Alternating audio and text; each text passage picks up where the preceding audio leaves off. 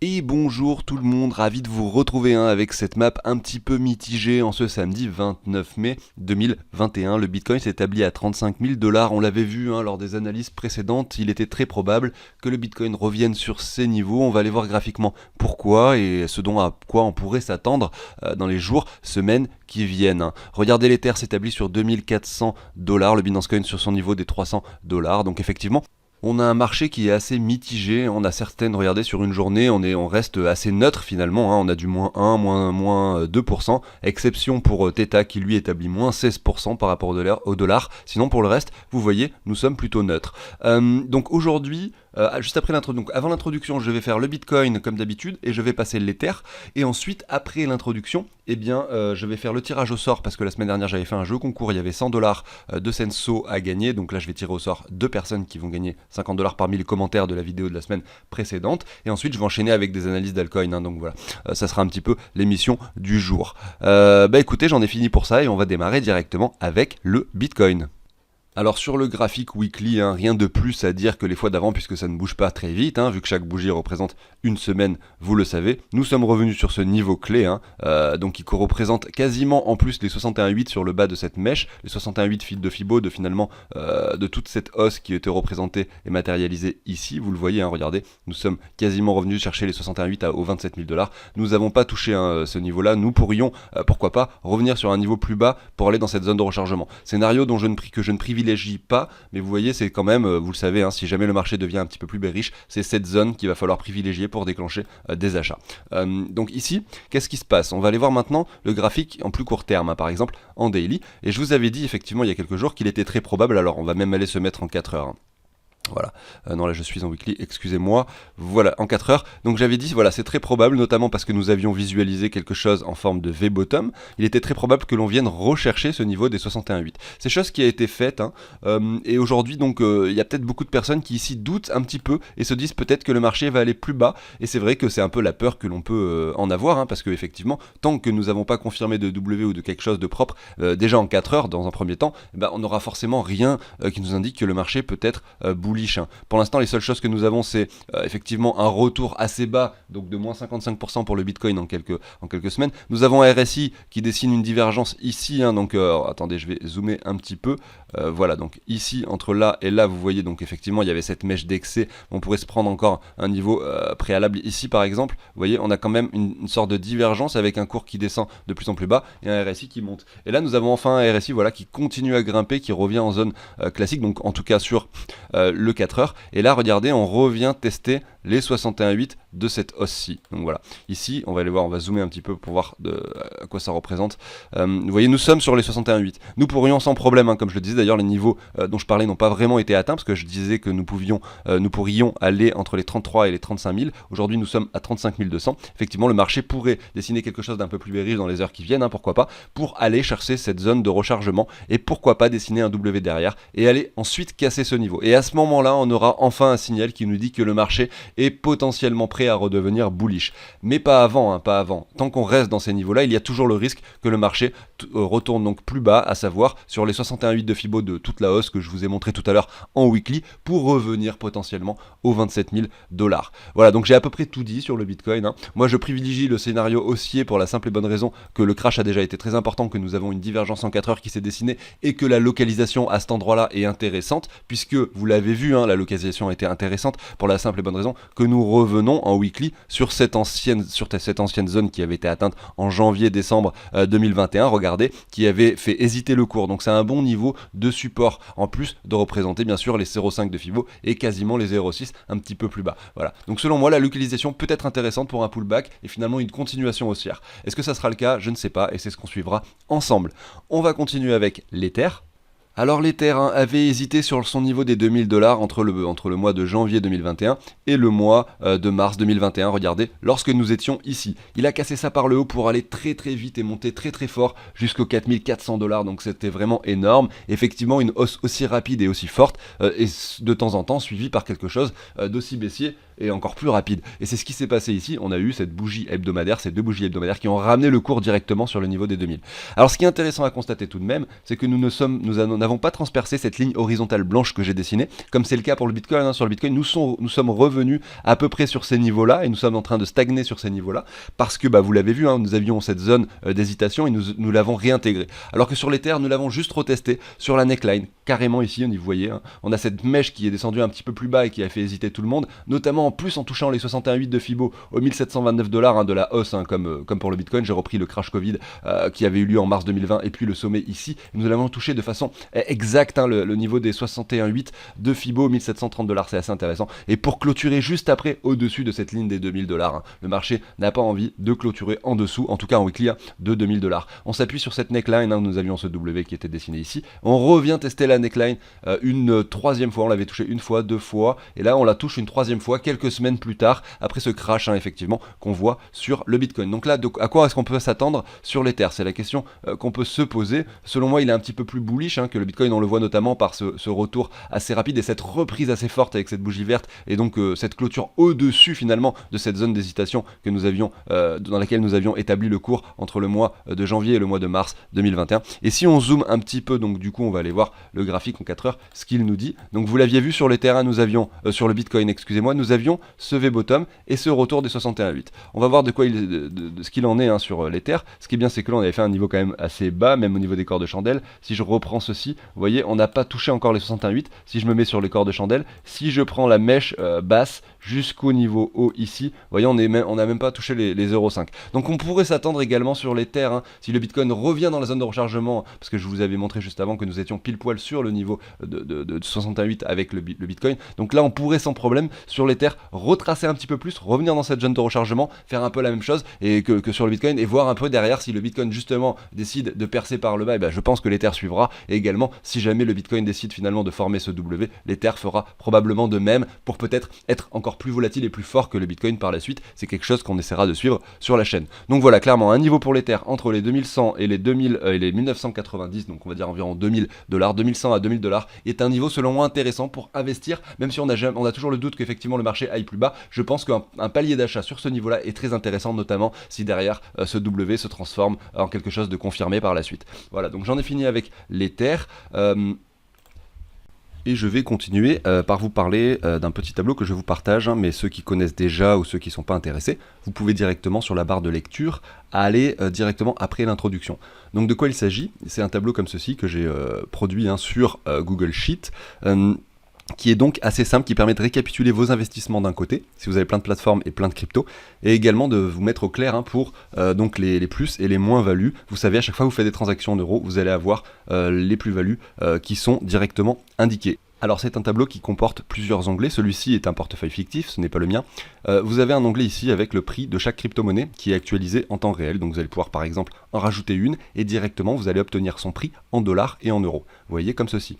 Une fois que vous l'avez rajouté ici, vous pouvez l'avoir ici, ce qui apparaît sur le tableau de bord, donc c'est là où vous allez avoir toutes les informations intéressantes et importantes, mais vous n'allez rien remplir sur le tableau de bord.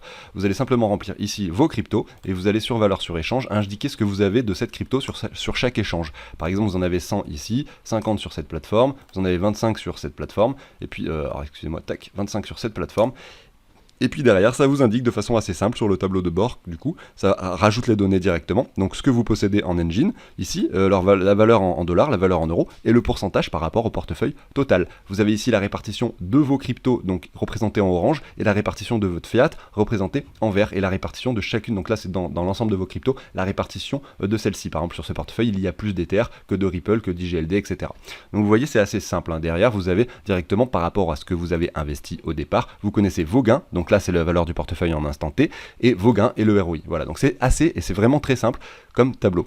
Ensuite, pour pouvoir donc obtenir cette valeur, donc c'est ce que vous aviez investi au départ, vous avez un autre onglet qui s'appelle calcul plus-value, et ici vous allez pouvoir y mettre tous vos achats et vos ventes par rapport à l'euro. Donc vous allez pouvoir faire, voilà, par exemple, tel jour vous avez racheté, donc là il y avait 10 000 euros, admettons, d'acheter par exemple en novembre 2020, vous aviez par exemple ici, vous allez rajouter 2000 euros d'acheter, si vous achetez par exemple demain des cryptos, et vous allez rajouter ce que vous avez acheté ici comme crypto, bien sûr, vous allez rajouter les cryptos que vous avez achetés. Et puis si vous faites une vente un de ces jours et que vous récupérez des euros, vous allez mettre, bah voilà, tel jour, j'ai récupéré 2000 euros de crypto, et à ce moment-là, mon portefeuille valait 2339 euros, et ça vous indique directement la plus-value, et ça vous fait le total des plus-values ici. Si vous mettez plusieurs ventes, vous avez le total à cet endroit-là. Tout simplement, donc voilà, c'est assez simple, ça permet d'avoir quelque chose de clair hein, sur l'année par exemple 2021. Si vous voulez avoir quelque chose de clair sur vos cryptos, et ben ça peut être effectivement très intéressant pour vous.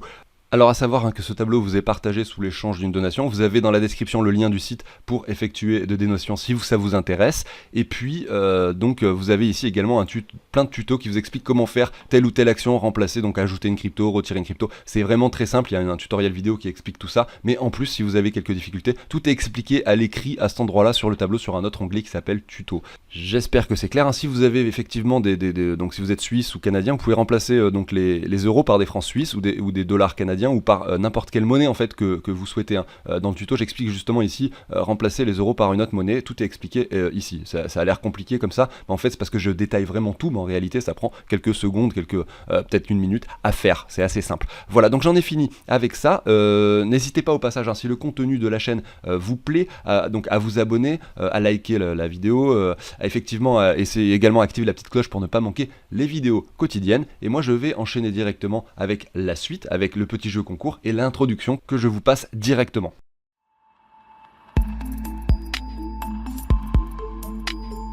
Alors c'est parti, je suis allé sur ce petit site, j'ai copié-collé l'URL de la vidéo en question sur laquelle je vais effectuer le tirage au sort parmi les commentaires. Il y a eu 454 commentaires, merci à tous d'avoir participé. Je vais pouvoir tout simplement tirer au sort de 2 personnes parmi vous pour voir qui est-ce qui a gagné 50 $ donc de Censo que je vous enverrai sur votre adresse publique. Donc je retourne ici, donc il va y avoir 2 gagnants, je mets pas de suppléant, je mets un compte à rebours de 5 secondes et je lance le petit jeu concours. C'est parti. On va aller voir donc qui a gagné ces 50 $ de Censo.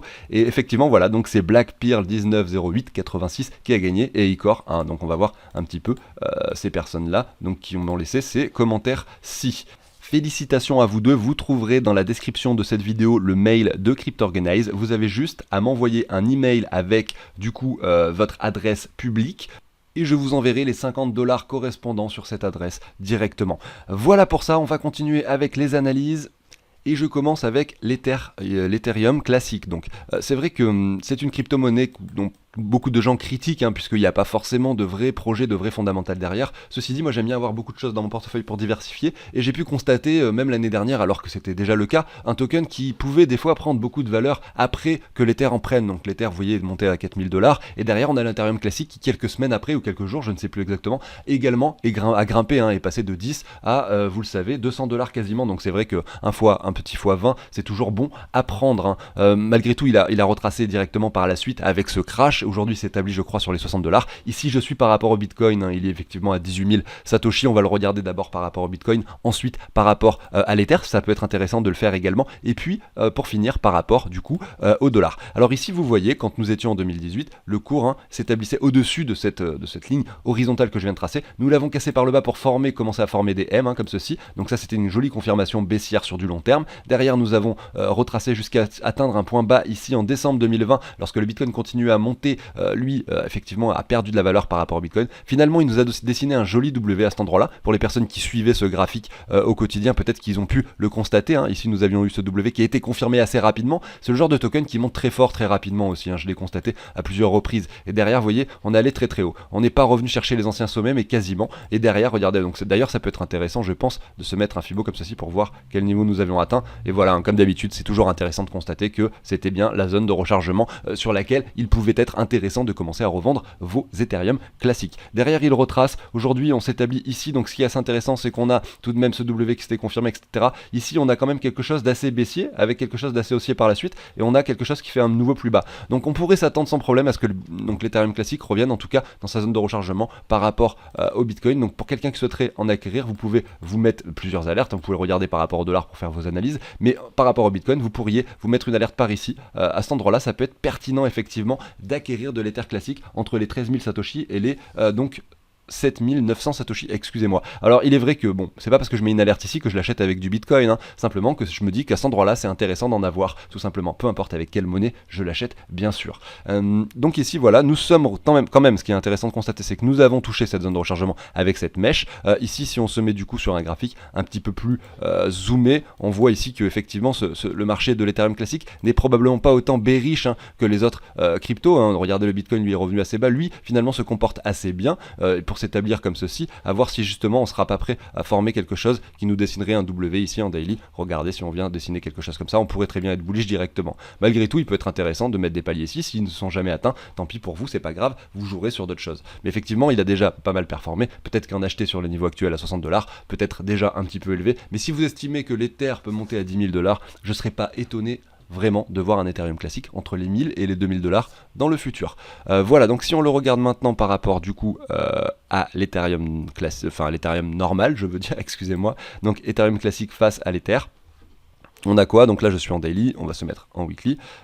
Et ben c'est assez intéressant également ce graphique, hein. Regardez, finalement on a quelque chose d'assez similaire au graphique que l'on avait juste avant par rapport au Bitcoin. Regardez, on a cette ligne horizontale que l'on peut tracer, ce bottom qui était atteint, ce W qui est matérialisé à cet endroit-là avec la confirmation, un petit retour comme ceci, ensuite une autre pointe haussière comme ceci, et là un retour, hein, finalement.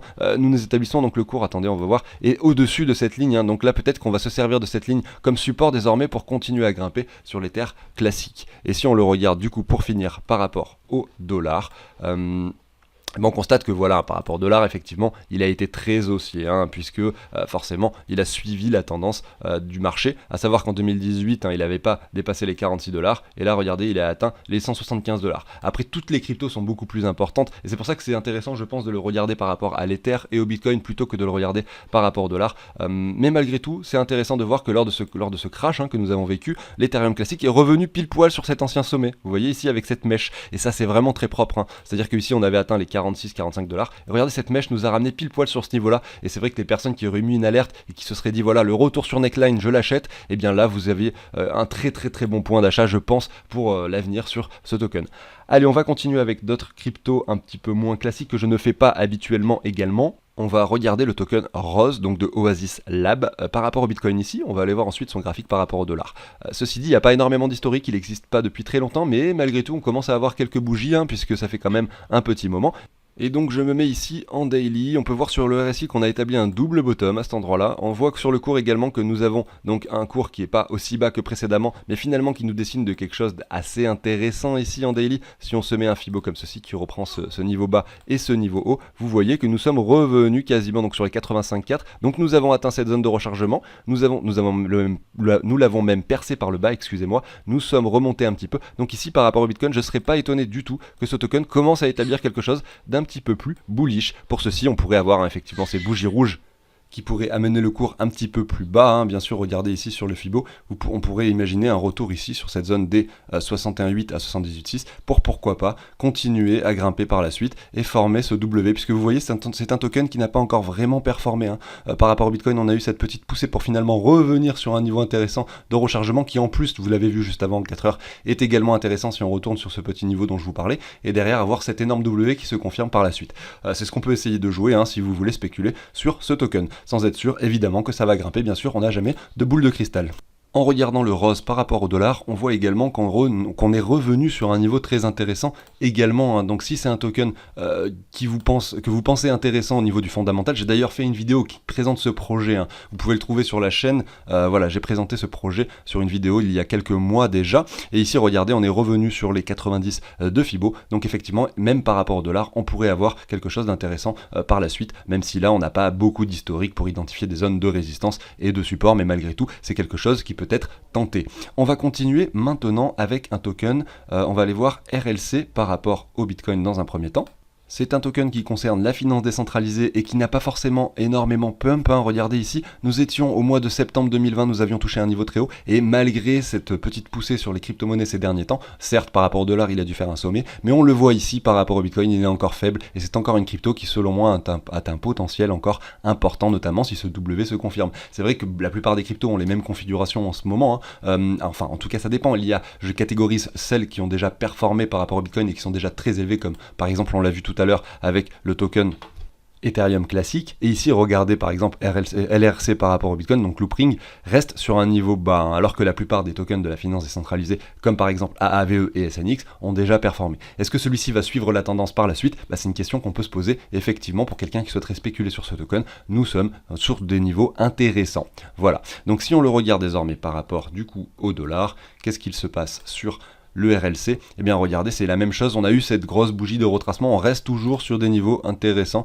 Si on se prend un Fibo qui reprend toute cette hausse, alors je l'ai mal placé ici, on va reprendre vraiment correctement le Fibo, nous sommes actuellement et encore dans la zone de rechargement. Alors vous pourriez, pour quelqu'un qui souhaite faire des analyses un peu plus précises, aller sur du 4 heures et essayer d'identifier des choses, hein. Donc vous voyez, c'est encore la même chose ici en 4 heures, nous sommes un petit peu au-dessus de cette zone de rechargement, mais vous pourriez essayer de jouer cette zone, hein, pour imaginer quelque chose sur du plus long terme, qui pourrait performer effectivement sur le RLC, avec voilà, un token qui avait atteint un niveau optimal ici en 2018 effectivement, alors sur cette mèche extrême, hein, au niveau des 2,50$, aujourd'hui on est sur 33 centimes, si on vient percer ce niveau, si vous voyez par rapport au Bitcoin tout à l'heure, on vient établir un ATH, et ben c'est possible que ici par rapport au dollar, on ait un token qui monte entre 5 et 10$, je pense, même si effectivement ça reste de la spéculation, et on n'est jamais sûr de rien, bien sûr. Il faut aussi également s'intéresser au fondamental pour voir s'il y a des news importantes, voir s'ils établissent des améliorations sur le protocole, voir s'il y a beaucoup d'utilisateurs ou non. Ce sont des données qui sont intéressantes également à regarder avant d'investir bien sûr dans un projet. Après ça dépend comment vous voulez faire, hein. Si vous voulez avoir plein de tokens, peut-être que vous ne pouvez pas regarder chaque projet,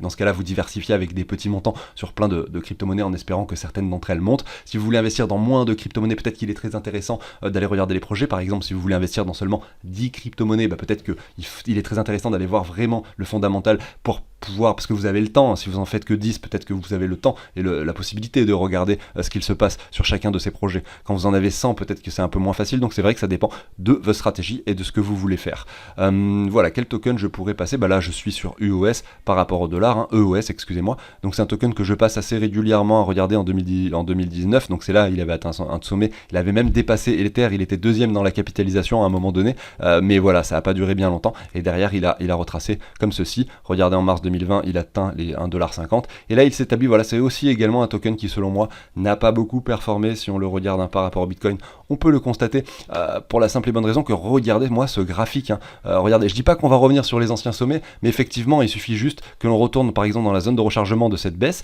pour retourner ici aux alentours des 15 200 Satoshi, donc ce qui ferait une hausse, hein, ici, donc du coin de 1000%, donc quasiment x10, x11, ce qui ferait que voilà, hein, le token, vous voyez, si par rapport au Bitcoin il fait x11 et que le Bitcoin continue à grimper un petit peu, ou même s'il stagne, hein, vous auriez x10, hein, sur ce token. Je dis pas que ça va arriver, mais c'est vrai que si l'alt-season reprend un peu de valeur dans le futur, ou si l'alt-season, donc l'altcoin dominance fait un nouveau sommet finalement, et peut-être que ce token pourrait rattraper tout ce retard qu'il a accumulé ces derniers mois, malgré cette hausse. Encore un token qui n'a pas performé. Il y en a beaucoup, hein, je ne vais pas tous les passer aujourd'hui. Il y a des tokens, comme je le dis, qui ont performé, d'autres non. Celui-ci en fait partie donc de ceux qui, pour moi, n'ont pas encore performé. Regardez ici par exemple Kava également. Ici nous étions, donc si on regarde en août 2020, pareil, c'est un token qui n'a pas performé, qui commence à latéraliser, à dessiner des choses intéressantes. Si on regarde KNC, c'est un petit peu la même chose, hein. Regardez ici, c'est pareil, nous étions au mois de septembre, et là, pareil, on commence à dessiner quelque chose. Et si vous comparez par exemple, je sais pas, Matic, voilà, Matic par rapport au Bitcoin, vous voyez, il est très très haut, donc c'est pas du tout le même genre de configuration.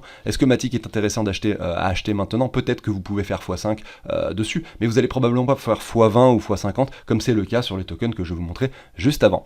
Alors on va jeter un œil maintenant au Rarible. Là je fais un petit peu pas mal de tokens en même temps, mais voilà, c'est pour vous montrer, vous expliquer un petit peu comment ça fonctionne. Le Rarible lui a touché un sommet ici aux alentours des 49$, c'était au mois de mars 2021, donc vous voyez, il n'y a pas beaucoup d'historique sur ce graphique, mais si on reprend cette hausse, vous voyez qu'ici finalement on est revenu un peu plus bas que la zone de rechargement, on est aujourd'hui à 10$, sachant que moi j'en avais acheté ici et je l'avais présenté sur la chaîne à ce moment-là au mois de décembre, ici janvier, au mois de décembre, quand nous étions ici aux alentours des 1-2$, donc c'est vrai que ça reste toujours intéressant par rapport au cours actuel, et je pense que voilà, pour quelqu'un qui souhaiterait acquérir de ce token, sachant que ça concerne les NFT, et donc c'est une plateforme où vous pouvez tout simplement échanger des NFT entre particuliers, c'est le principe finalement de la décentralisation des choses, hein, de pouvoir se l'échanger entre vous, finalement, que ce soit de l'art digital, que ce soit des sortes de NFT concernant des jeux vidéo, comme par exemple Axie Infinity, où il y a plein d'autres jeux vidéo, hein, sur la blockchain, où vous pouvez vous échanger des personnages ou des choses comme ça. Donc voilà, selon moi, c'est un token intéressant qui est utilisé sur la plateforme par les personnes qui l'utilisent, et c'est vrai que donc, pourquoi pas, hein, si cette plateforme augmente son nombre d'utilisateurs, ce qui était le cas récemment et pourquoi pas, ça pourrait bien sûr continuer, hein. On est encore sur un nombre d'utilisateurs assez faible par rapport au potentiel, hein. Si vous imaginez un peu le nombre de personnes qu'il y a sur Terre qui pourraient utiliser ce genre de produit, eh bien on pourrait avoir peut-être un token également qui reprend de la valeur. Voilà, bah écoutez, j'en ai fini pour l'émission du jour, j'espère que ça vous a plu. Au passage, hein, n'hésitez pas à vous abonner, à liker, à activer la petite cloche pour ne pas manquer les émissions quotidiennes. Moi je vous dis à très bientôt sur la chaîne, peut-être que je ferai une vidéo demain, donc je vous dis peut-être à demain. Salut tout le monde!